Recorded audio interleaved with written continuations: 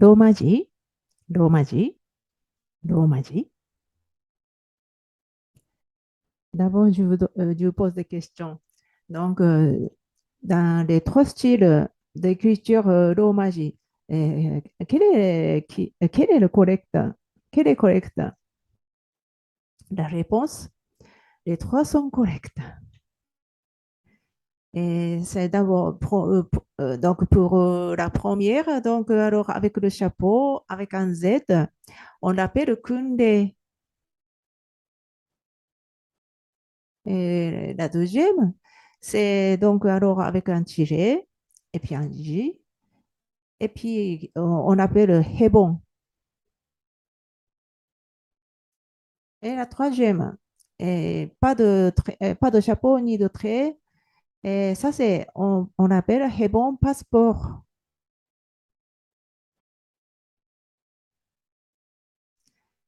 Donc, au niveau donc en japonais, alors plusieurs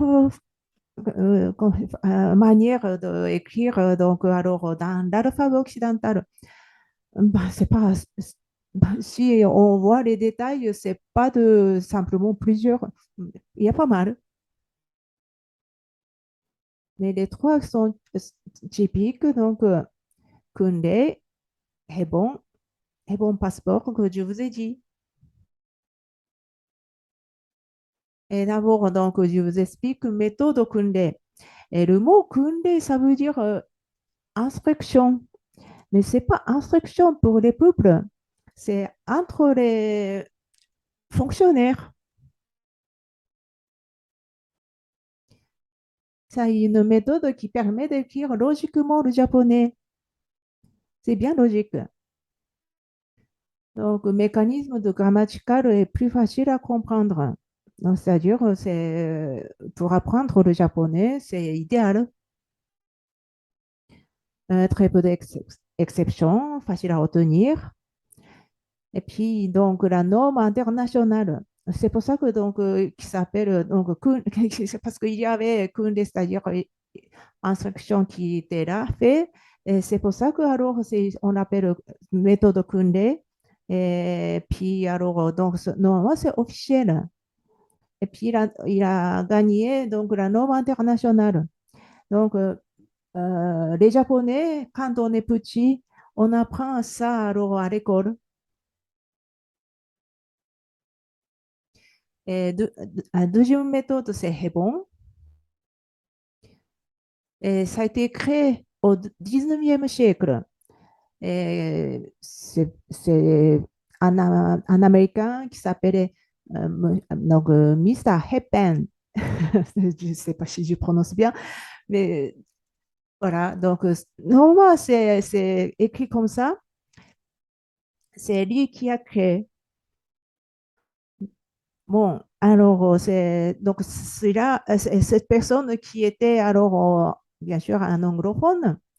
Donc, ce monsieur qui a entendu et qui a fait donc cette méthode d'écriture,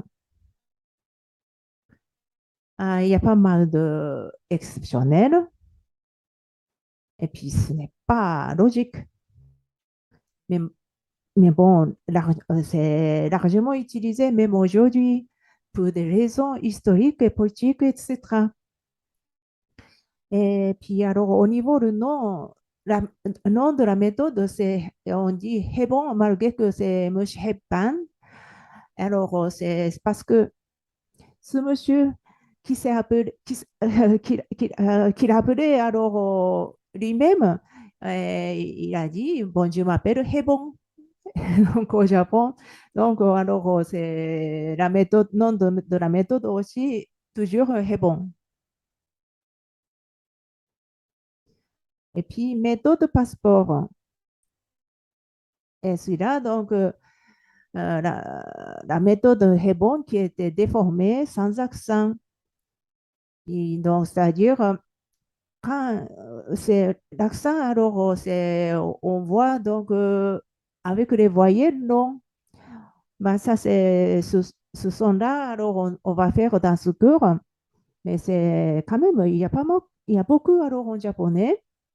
Mais malheureusement, avec cette méthode, c'est ignoré. Et donc, la prononciation, qui est comme en anglais, et la ville de Tokyo, donc la ville capitale de Tokyo, euh, les Japonais, on prononce Tokyo.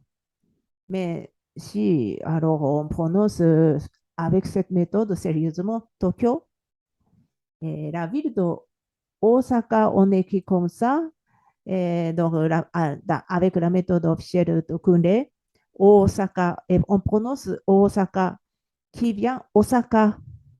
Donc, est-ce que vous comprenez alors la différence? D'abord, le vrai Tokyo, ça devient Tokyo. Et la vraie prononciation, Osaka, qui vient Osaka.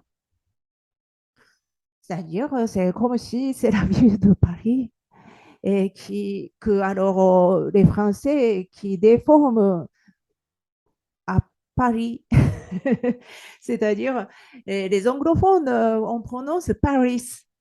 On prononce bien un S à la fin, mais comme les anglophones qui prononcent pas bien, et comme si c'est les Français nous-mêmes, on déforme la ville de Paris et avec un manque d'un S. C'est à peu près la même chose qu'on fait. Ça, c'est vraiment, c'est tellement dommage. Donc, dans ce cours, donc, les études écriture principalement par la méthode Kunde que je vous ai présenté pour le début. Donc, c'est une méthode officielle.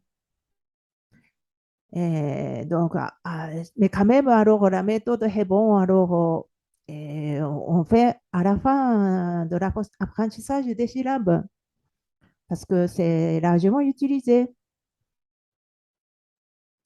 C'est-à-dire, écriture de romaji, c'est ça qui est bon.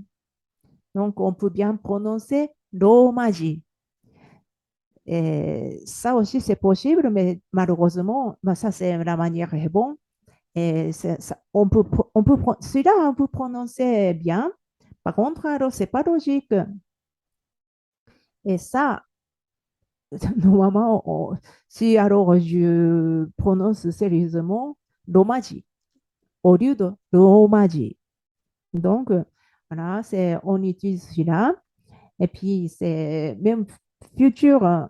Avec ça, alors on peut apprendre mieux, par exemple, conjugaison des verbes.